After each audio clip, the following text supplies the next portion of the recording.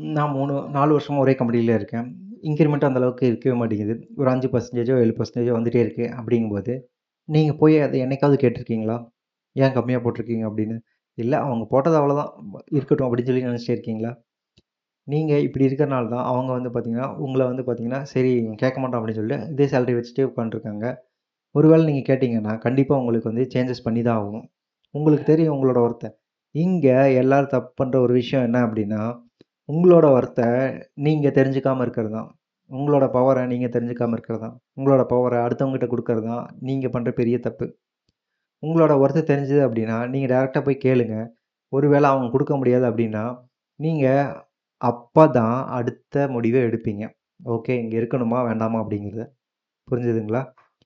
இந்த ஒரு விஷயத்த நீங்க கேட்காம, அவங்க போட்டது போதும் போதும்ன்னு உட்காந்துட்டே இருந்தீங்க அப்படின்னா, நீங்க மேல வரவே முடியாது.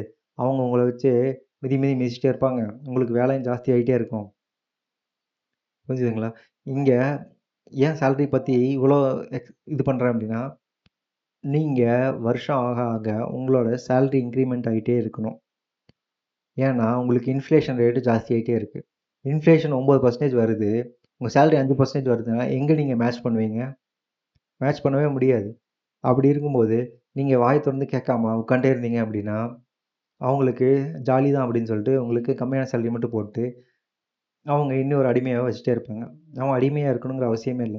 உங்களுக்கு பிடிச்சிருந்தா வேலை செய்யுங்க. இல்லைன்னா கிளம்பி வேற இடத்துக்கு போயிட்டு வேற வேலைய பார்த்துட்டே இருங்க. நீங்க அங்கேயே உட்காரணுங்கிற அவசியம் இல்ல. எந்த ஒரு கட்டாயமும் யாருக்குமே குடுக்கவே இல்ல. உங்க எக்ஸ்ப்ளோர் பண்றதுக்கு உங்களுக்கு நெறையா இருக்கு. நீங்க நெறையா படிச்சிருக்கீங்க.